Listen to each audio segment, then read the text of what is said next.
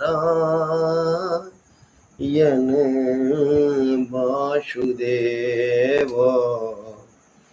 हे नाथ नारायण वासुदेव। श्री कृष्ण गोविंद हरे मुरारे। हे नाथ नारायण वासुदेव।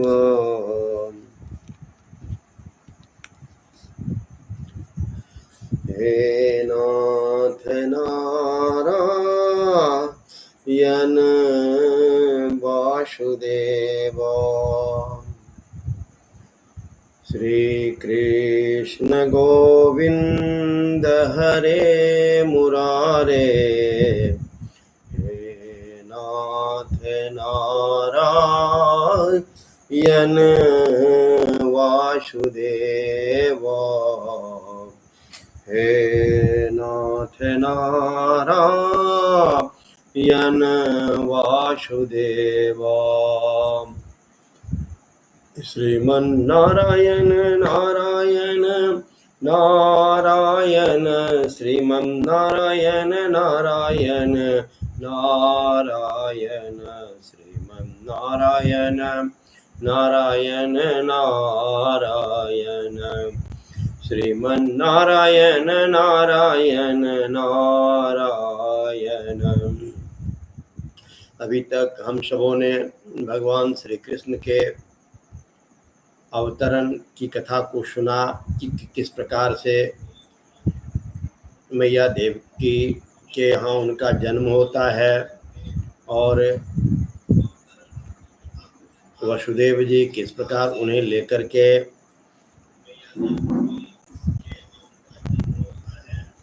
जाते हैं और यशोदा जी के यहाँ उन्हें कृष्ण भगवान श्री कृष्ण को छोड़कर और महामाया को लेकर के आ जाते हैं। अब जब वापस वसुदेव जी गोकुल से वापस आते हैं तो यहाँ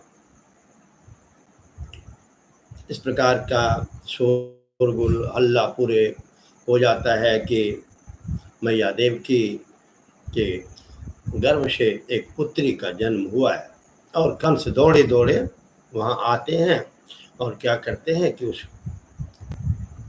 छोटी सी नन्ही सी बच्ची को उठा करके वो फेंक देते हैं। आगे हम लोग देखते हैं कि किस प्रकार कंस के हाथ से छूट करके योग माया आकाश में जाकर के अपनी अष्टभुजाधारी रूप धारण करती है और क्या भविष्यवाणी करती है। श्री शुक उवाच वहीरन्तः पुरद्वारः सर्वाः पूर्ववदावृताः ततो बालध्वनिं श्रुत्वा गृहपालाः समुत्थिताः। श्री सुखदेव जी कहते हैं परीक्षित जब वासुदेव जी लौट आए तब नगर के बाहरी और भीतरी सब दरवाजे अपने आप ही पहले के तरह बंद हो गए। इसके बाद नवजात शिशु के रोने की ध्वनि सुनकर द्वारपालों की नींद टूटी। ते तो तूर्णमोपव्रज्य देवक्या गर्भ जन्म तत् आचक्षुर्भोज राजाय यदोद्विग्नः प्रतीक्षते। वे तुरंत भोजराज कंस के पास गए और देवकी को संतान होने की बात कही। कंस तो बड़ी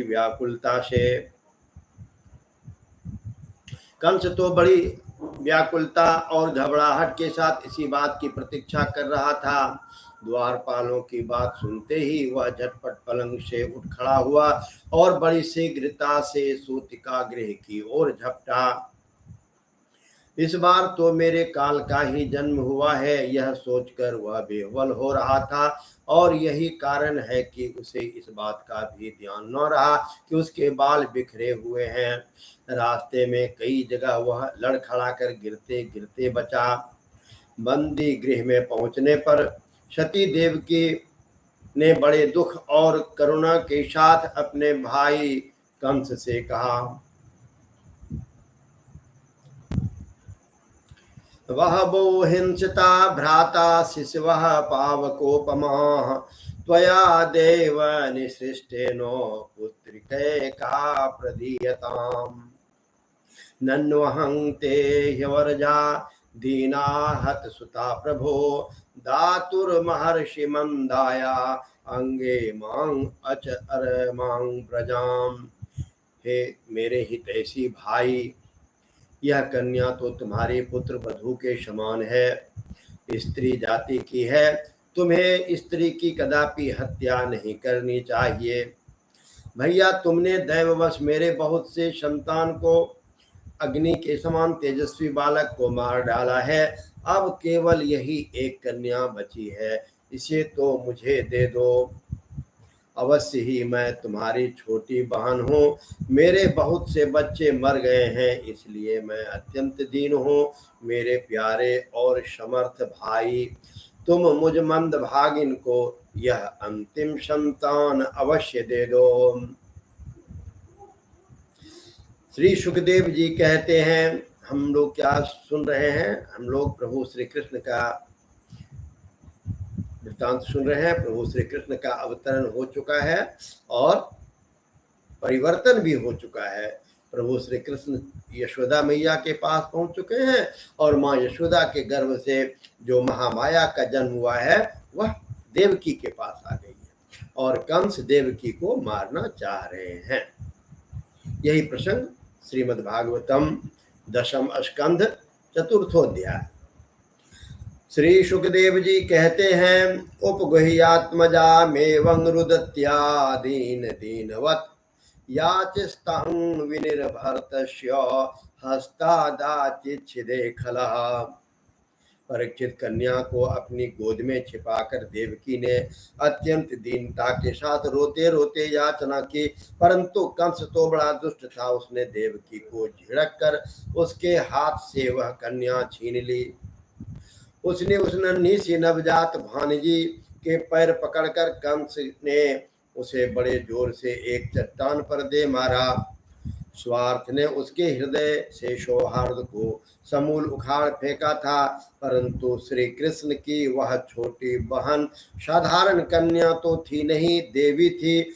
उसके हाथ से छूटकर वह तुरंत आकाश में चली गई और अपने बड़े बड़े 8 हाथों में आयुध लिए हुए दिख पड़ी। दिव्यस्त्रगंबराले पर रत्नाभरण भूषिता धनुशूले सुचरमा से शंख चक्र गदाधरा। वह दिव्यमाला वस्त्र चंदन और मणिमय आभूषणों से विभूषित थी। उसके हाथ में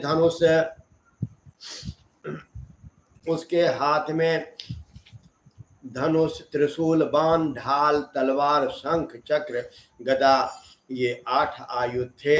सिद्ध चारण गंधर्व अप्सरा किन्नर और नागगण बहुत सी भेंट की सामग्री समर्पित करके उसकी स्तुति कर रहे थे। उस समय देवी ने कंस से यह कहा, रे मूर्ख, तुझे मारने वाला तुझे क्या मिलेगा? तेरे पूर्व जन्म का शत्रु तुझे मारने के लिए किसी स्थान पर पैदा हो चुका है। अब तू व्यर्थ निर्दोष बालकों की हत्या न किया कर। किंग मया हत्या मंदो जातः खलु तवंतकृत यत्र क्व वा पुरुषशत्रुर्मा हिंसे कृपणान् वृथा इति प्रभाष्यतं देवी माया भगवती भुवि बहुनाम निकेतेषु बहुनामा बभूवः। कंस से इस प्रकार कहकर भगवती योगमाया वहां से अंतर्धान हो गई। और पृथ्वी के अनेक स्थानों में विभिन्न नामों से प्रसिद्ध हुए।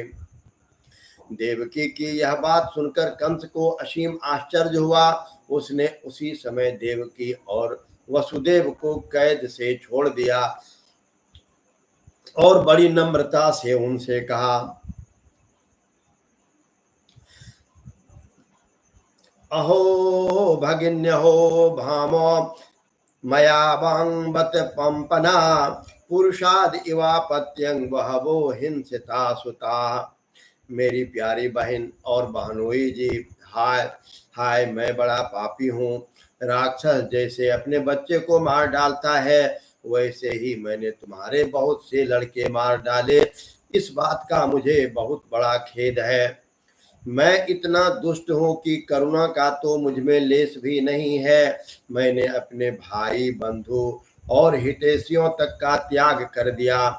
पता नहीं अब मुझे किस नरक में जाना पड़ेगा। वास्तव में तो मैं ब्रह्मघाती के समान जीवित होने पर भी मुर्दा के समान हूँ। नमस्कार। आप सबको मेरा नमस्कार और प्रभु श्री कृष्ण की कृपा आप सबों पर बनी रहे, ये मेरी प्रार्थना है। और बहुत बहुत धन्यवाद प्रीति जी। आप तो बाबा के उस नगरी में रहते हैं, पशुपतिनाथ, जहाँ साक्षात विराज करते हैं। तो जब आपको देखता हूँ तो मुझे साक्षात बाबा पशुपतिनाथ जी का दर्शन होता है। ओम नमो नारायणाय, ओम नमो नारायणाय, ओम नमो नारायणाय। मैं इतना दुष्ट हूँ कि करुणा का तो मुझ में लेश भी नहीं है। मैंने अपने भाई, बंधु और हितैषियों तक का त्याग कर दिया। पता नहीं अब मुझे किस नरक में जाना पड़ेगा। वास्तव में तो मैं ब्रह्मघाती के समान जीवित होने पर भी मुर्दा ही हूँ। केवल मनुष्य ही झूठ नहीं बोलते, विधाता भी झूठ बोलते हैं। उसी पर विश्वास करके मैंने अपनी बहन के बच्चे मार डाले। ओह, मैं कितना पापी हूँ। तुम दोनों महात्मा हो, अपने पुत्रों के लिए शोक मत करो। उन्हें तो अपने कर्म का फल मिला है। सभी प्राणी प्रारब्ध के अधीन हैं। प्रारब्ध लिखा हुआ है। हानि लाभ जीवन मरण यश अपयश विधि हाथ। अपना काम करते रहना चाहिए सत्य निष्ठा से। जैसे मिट्टी के बने हुए पदार्थ बनते और बिगड़ते रहते हैं, परंतु मिट्टी में कोई अदल बदल नहीं होती, वैसे तो आत्मा पर इसका कोई प्रभाव, कोई असर नहीं पड़ता है। यथानेव विदो भेदो यत आत्म विपर्ययः देव योग वियोगे च संसृतिर्न निवर्तते। तस्मात् भद्रे स्वयं मया व्यापादितान्यपि मानुषोच यतः सर्वं स्वकृतं विन्दते वशः। जो लोग इस तत्व को नहीं जानते, वे इस अनात्मा शरीर को ही आत्मा मान बैठते हैं। यही उल्टी बुद्धि अथवा अज्ञान है। इसी के कारण जन्म और मृत्यु होते हैं। और जब तक यह अज्ञान नहीं मिटता, तब तक सुख दुख रूप संसार से छुटकारा नहीं मिलता। मेरी प्यारी बहन, यद्यपि मैंने तुम्हारे पुत्रों को मार डाला है, फिर भी तुम उनके लिए शोक न करो, क्योंकि सभी प्राणियों को विवश होकर अपने कर्मों का फल भोगना ही पड़ता है।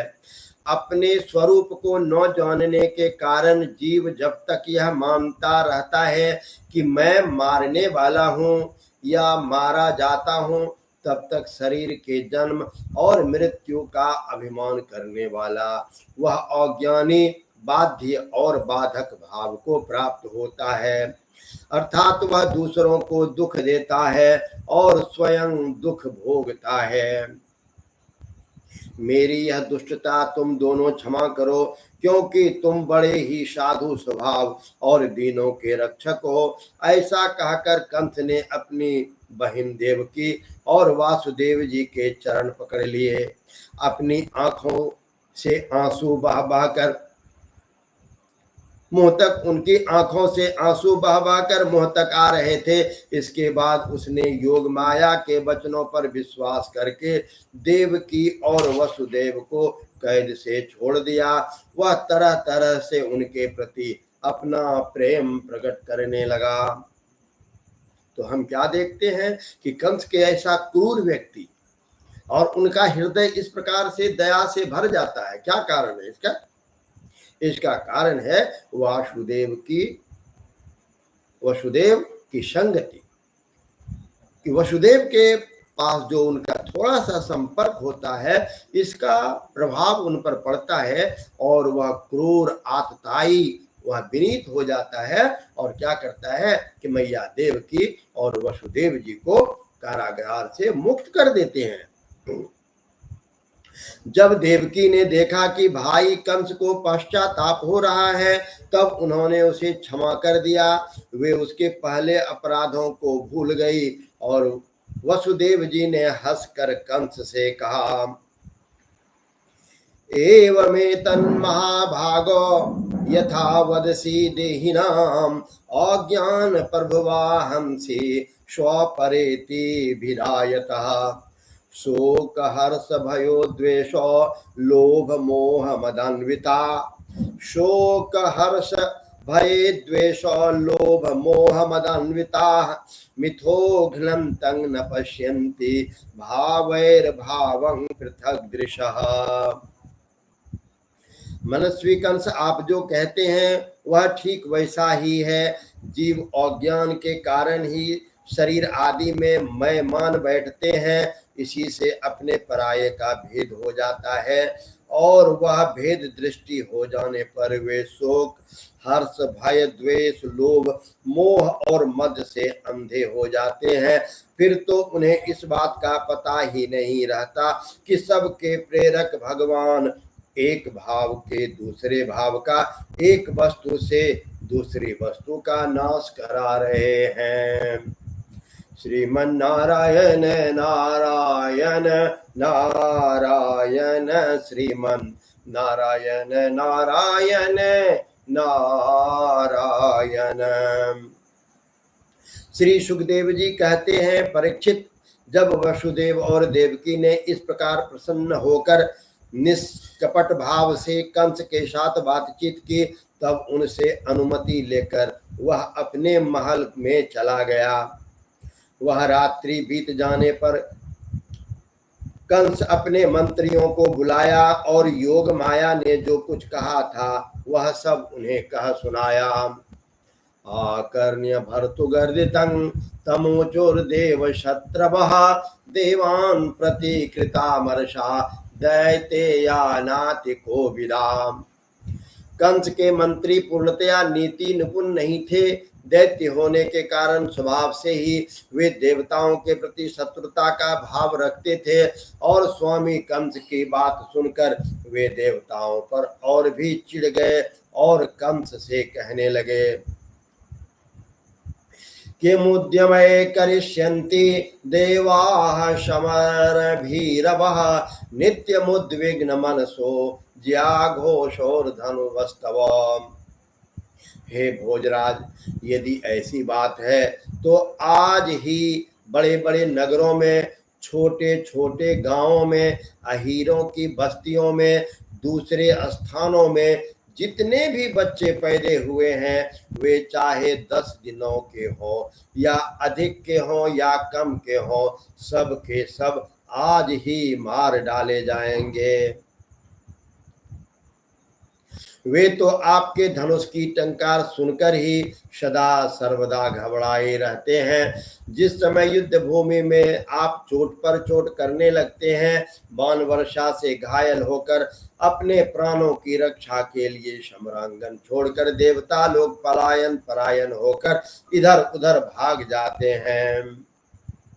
कुछ देवता तो अपने अस्त्र शस्त्र जमीन पर डाल देते हैं और हाथ जोड़कर आपको अपनी दीनता प्रकट करने लगते हैं।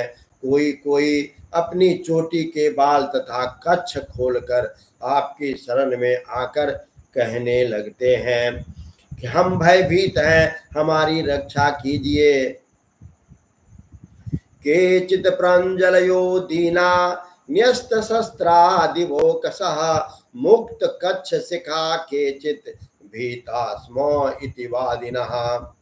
आप उन शत्रुओं को नहीं मारते जो अस्त्र शस्त्र भूल गए हों, जिनका रथ टूट गया हो, जो डर गए हों, जो लोग युद्ध छोड़कर अन्यमनस्क हो गए हों, जिनका धनुष टूट गया हो या जिन्होंने युद्ध से अपना मुख मोड़ लिया हो, उन्हें भी आप नहीं मारते।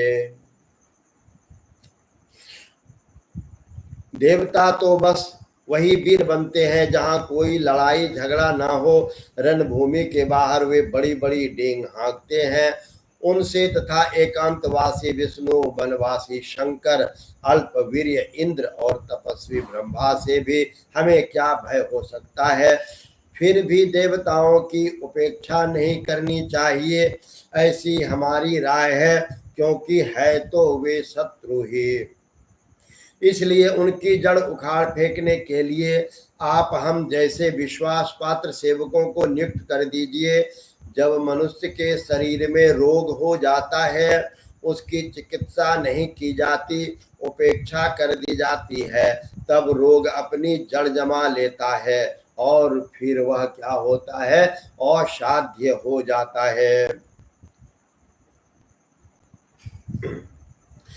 जैसे इंद्रियों की उपेक्षा कर देने पर उनका दमन असंभव हो जाता है, वैसे ही यदि पहले शत्रु की उपेक्षा कर दी जाए और वह अपना पांव जमा ले, तो फिर उनको हराना कठिन हो जाता है।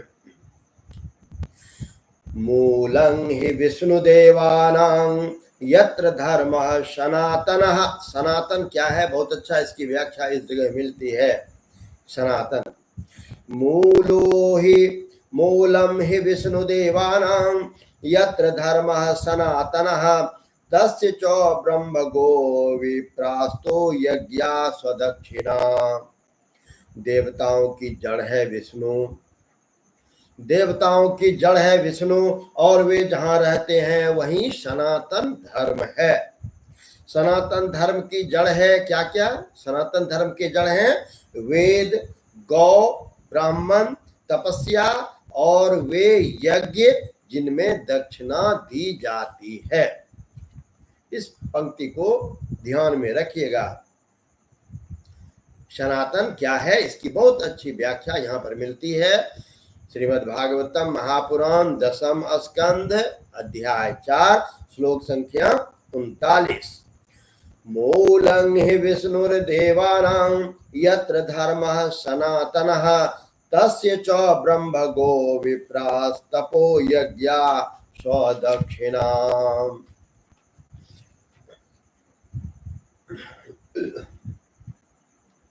इसलिए हे भोजराज, हम लोग वेदवादी ब्राह्मण, तपस्वी, याज्ञिक और यज्ञ के लिए घी आदि हविष्य पदार्थ देने वाले गायों का पूर्ण रूप से नाश कर डालेंगे। गौ, ब्राह्मण, वेद, तपस्या, कौन क्या क्या? विप्रा गावश्च वेदाश्च। बहुत अच्छी अच्छी बातें सुनने को पढ़ने को मिलती है। विप्रा गावश्च वेदाश्च तपः सत्यं दमः समः श्रद्धा दया तितिक्षा च क्रतवश्च हरेस्तनुः। ब्राह्मण, गौ, वेद, तपस्या, सत्य, इंद्रिय दमन, मनो निग्रह, श्रद्धा, दया, तितिक्षा और यज्ञ, ये विष्णु के शरीर हैं। विष्णु के शरीर में कौन कौन आते हैं? विप्रा गावश्च भेदाश्च, विप्र ब्राह्मण, गौ, वेद, तपः सत्यं दमः समः, तपस्या, सत्य, इंद्रिय दमन, मनो निग्रह, श्रद्धा दया तितिक्षा च, श्रद्धा दया तितिक्षा कृतवश्च हरेस्तनो, और यज्ञ विष्णु के शरीर हैं।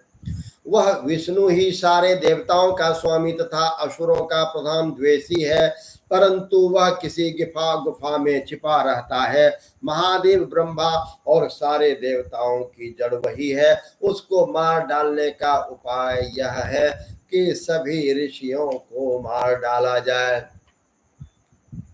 ये कौन बोलते हैं? ये कंस के मंत्री कंस को सलाह देते हैं। श्री सुखदेव जी कहते हैं, परीक्षित, एक तो कंस की बुद्धि स्वयं ही बिगड़ी हुई थी, फिर उसे मंत्री ऐसे मिले थे जो उससे भी बढ़कर दुष्ट थे।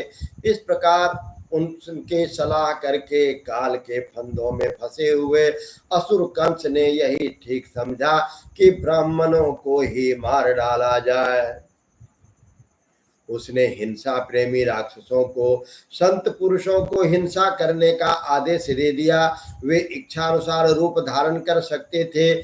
जब वे इधर उधर चले तब कंस ने अपने महल में प्रवेश किया। उन असुरों की प्रकृति तो रजोगुनी थी। तमोगुण के कारण उनका चित्त उचित और अनुचित के विवेक से रहित हो गया था। उनके सिर पर मौत नाच रही थी, और यही कारण है कि उन्होंने संतों से द्वेष किया। आयु श्रियं यशो धर्मं लोकानाशीष एव च हन्ति श्रेयांसि सर्वाणि पुंसो महदतिक्रमः। जो लोग महान संत पुरुषों का अनादर करते हैं, क्या करते हैं? जो संत पुरुषों का अनादर करते हैं, उनका वह कुकर्म उनकी आयु, लक्ष्मी, कीर्ति, धर्म, लोक परलोक, विषय भोग और सब के सब कल्याण साधनों को नष्ट कर देता है। श्रीमन नारायण नारायण नारायण, श्रीमन नारायण नारायण नारायण, श्रीमन नारायण नारायण नारायण, श्रीमन नारायण नारायण नारायण, श्रीमन नारायण नारायण नारायण। ओम नमो भगवते वासुदेवाय, ओम नमो भगवते वासुदेवाय, ओम नमो भगवते वासुदेवाय, ओम नमो भगवते वासुदेवाय। तो अभी तक हम सबों ने क्या देखा? प्रभु श्री कृष्ण जन्म लेते हैं, मैया देव की, वसुदेव जी उनका चतुर्भुज रूपधारी भगवान विष्णु के रूप में उन्हें देखते हैं। फिर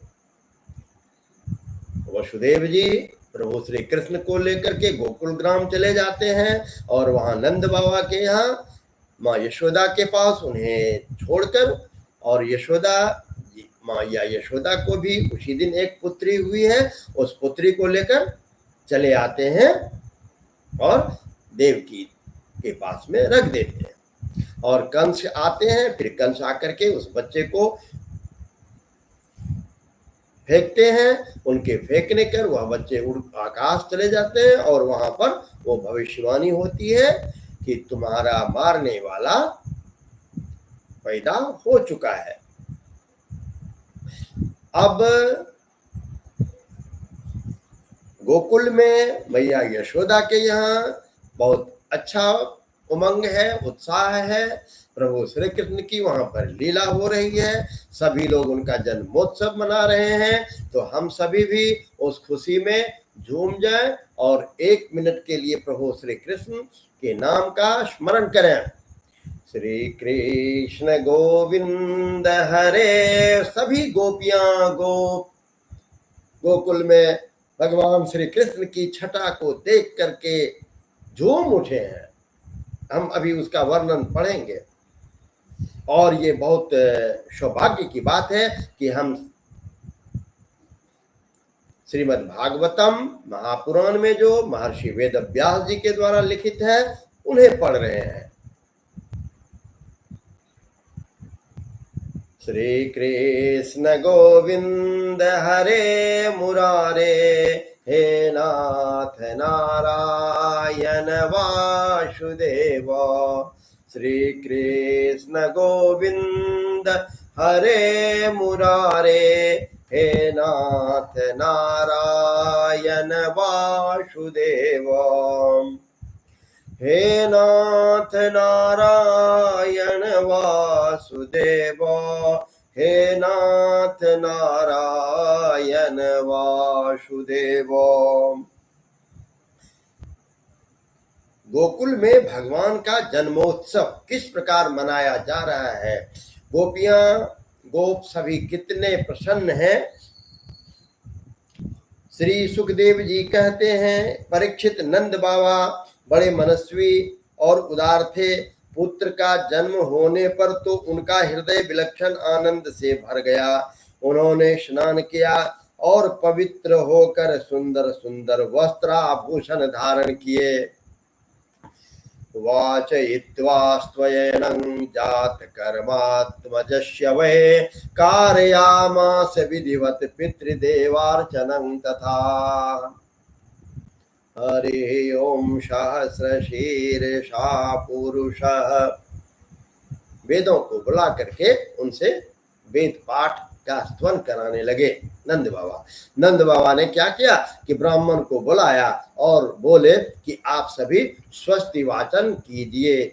ओम सहस्रशीर्षा पुरुषः सहस्राक्ष सहस्रपात् भूमिग्वं सर्वतः सृष्ट्वा ततिष्ठदशांगुलम्। तो इस प्रकार से तो सभी वेदज्ञ ब्राह्मणों को बुलाकर स्वस्ति वाचन और अपने पूत का जात कर्म संस्कार करवाया। साथ ही देवता और पितरों की विधि पूर्वक पूजा भी करवाई। उन्होंने ब्राह्मणों को वस्त्र और आभूषणों से सुसज्जित 2 लाख गौवें दान दी। रत्नों और सुनहले वस्त्रों से ढके हुए तिल के 7 पहाड़ दान दिए। संस्कारों से ही गर्भ शुद्धि होती है, यह प्रदर्शित करने के लिए अनेक दृष्टांतों का उल्लेख हुआ। समय से नूतन जल और शुद्ध भूमि आदि, स्नान से शरीर आदि, प्रक्षालन से वस्त्र आदि, संस्कारों से गर्भ आदि, तपस्या से इंद्रिय आदि, यज्ञ से ब्राह्मण आदि, दान से धन धान्य आदि और संतोष से मन आदि द्रव्य शुद्ध होते हैं। परंतु आत्मा की शुद्धि तो आत्मज्ञान से ही होती है। आप इस बाह्य आवरण को शुद्ध कर सकते हैं, लेकिन मन आत्मा की शुद्ध करने के लिए आपका आत्मज्ञानी होना आवश्यक है।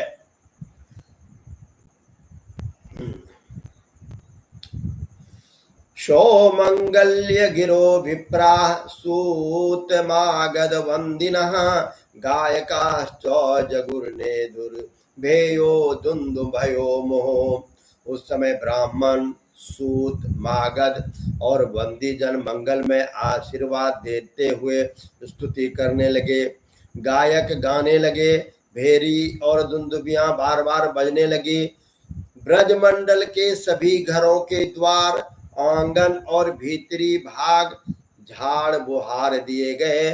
उनमें सुगंधित जल का छिड़काव किया गया। उन्हें चित्र विचित्र ध्वजा, पताका, पुष्पों की मालाओं से, रंग बिरंगे वस्त्र और पल्लवों की बंधनवारों से सजाया गया।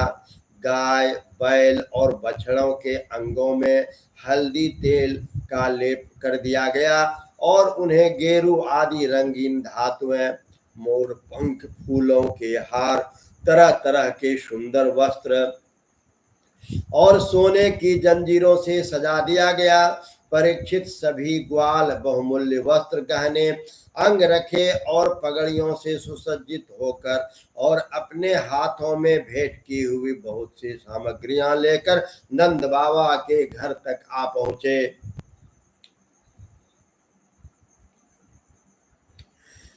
गोप्याश्चाकर्ण्यमुदिता गोप्यश्चाकर्ण्यमुदिता यशोदाया सुतोद्भवम् आत्मानं भूषयं च कुर्वनस्त्राकल्पं जदादिभिः। यशोदा जी के यहाँ पुत्र हुआ है, यशोदा जी को पुत्र हुआ है, यह सुनकर गोपियों को भी बड़ा आनंद हुआ। उन्होंने सुंदर सुंदर वस्त्र आभूषण और अंजन आदि से अपना श्रृंगार किया। गोपियों के मुख कमल बड़े ही सुंदर जान पड़ते थे।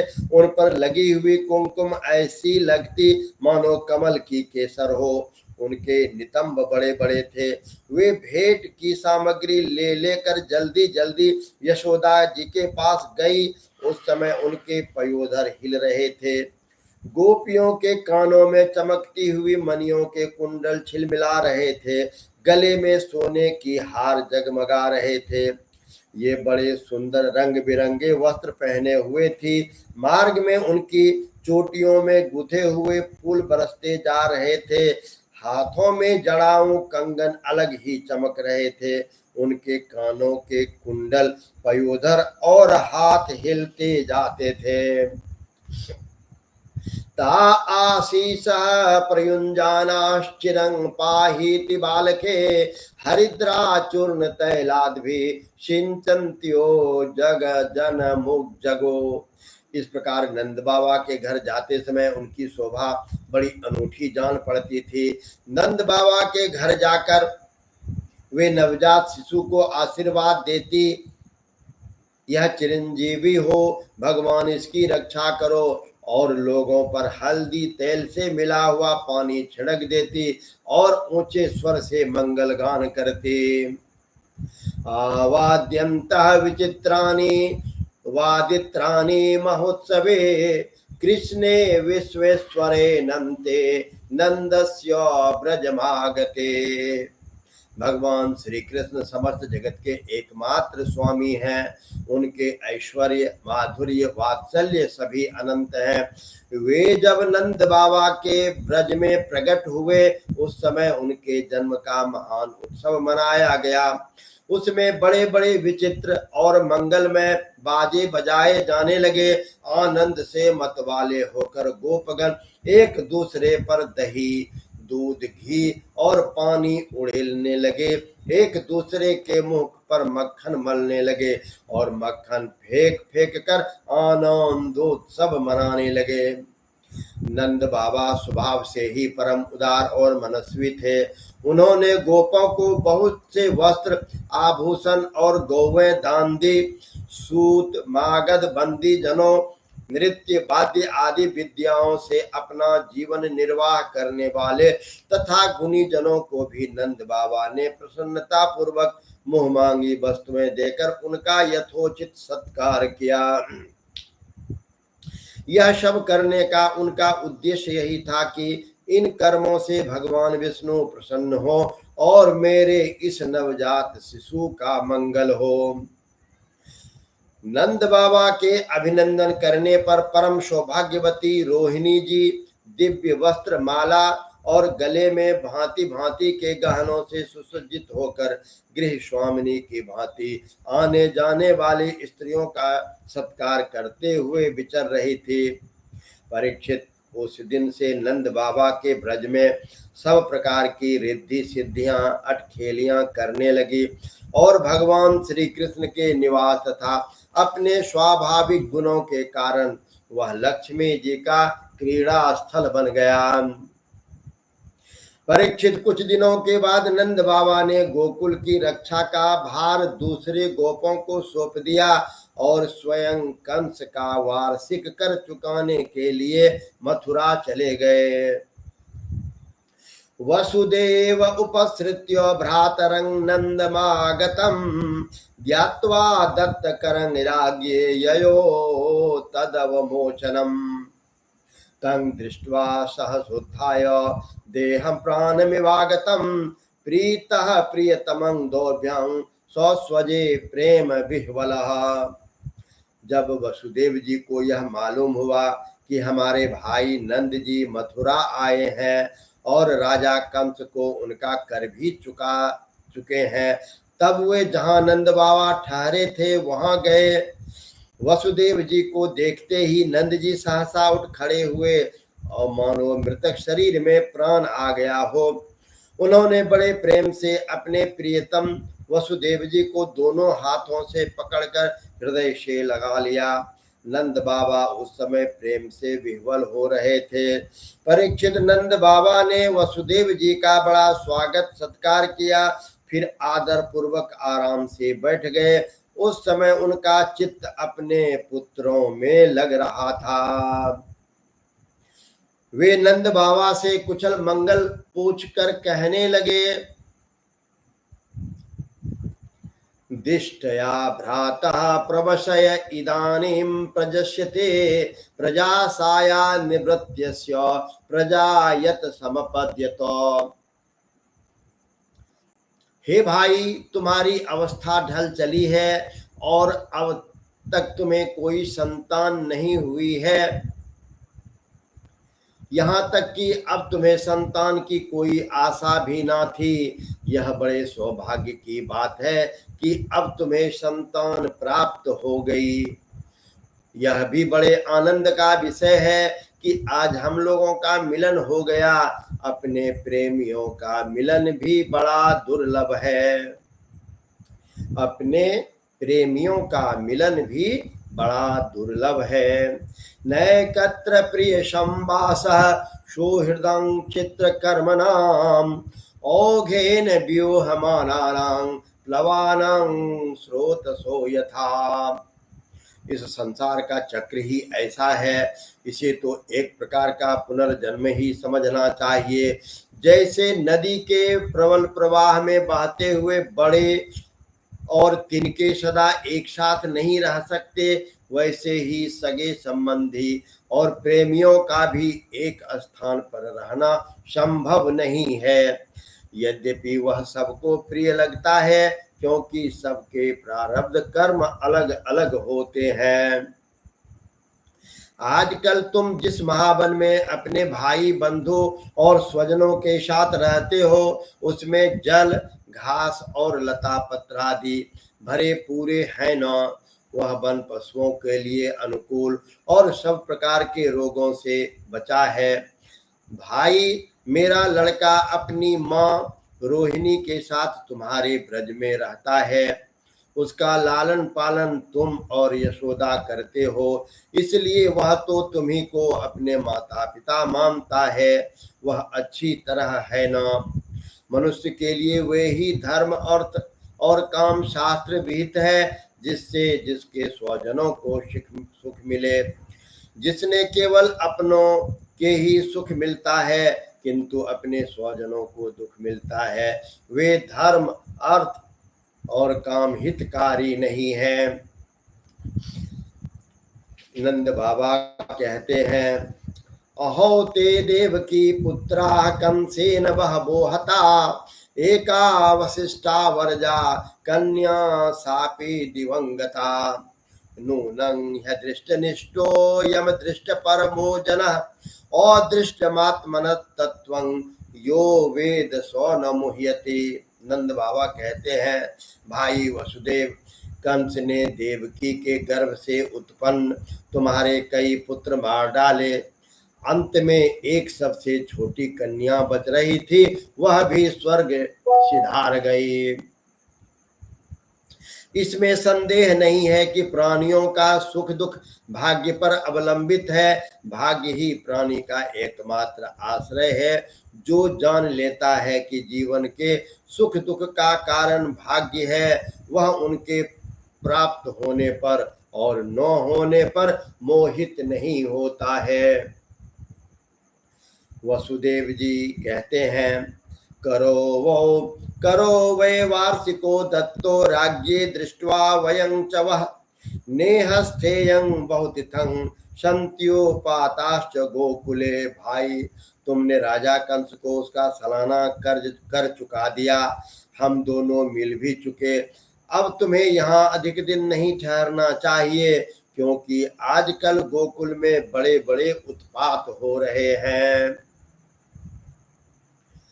श्री शुक उवाच इति नंदादयो गोपा प्रोक्तास्ते शैरिनाययोः अनोभिरनङ्गुयक्तेस्तो मनुज्ञाप्य गोकुलम। श्री सुखदेव जी कहते हैं, परीक्षित, जब वसुदेव जी ने इस प्रकार कहा तब नंद आदि गोपों ने उनसे अनुमति लिए बैलों से जुते हुए छकड़ों पर सवार होकर गोकुल की यात्रा की। श्रीमन्नारायण नारायण नारायण श्रीमन्नारायण नारायण नारायण श्रीमन्नारायण नारायण नारायण। ओम शिव परात् परम शिव ओंकारा शिव तव शरणं नमामि शंकर भवानी शंकर उमा महेश्वर तव शरणं उमा महेश्वर तव शरणं। सर्वेभ्यो नमो नमः। और बहुत अच्छा लगता है आप सबों से मिलकर, और आप सबों से ही एक उत्साह बल प्राप्त होता है, जो कि कुछ कुछ करते रहता हूँ। तो यह बहुत, अगर थोड़ा सा भी मैं इसमें प्रभु श्री कृष्ण के बारे में, प्रभु श्री शिव के बारे में एक भी व्यक्ति तक अगर मैं कुछ बात पहुंचा पाया तो मेरा जन्म धन्य हुआ। ओम नमो भगवते वासुदेवाय। ओम नमो भगवते वासुदेवाय। ओम नमो भगवते वासुदेवाय। ओम सर्वेषां मंगलं भवतु, लोका समस्ता सुखिनो भवन्तु। ओम नमो नारायणाय। ओम नमो नारायणाय। ओम नमो नारायणाय। ओम नमो नारायणाय। ओम नमो भगवते वासुदेवाय। ओम नमो भगवते वासुदेवाय। ओम नमो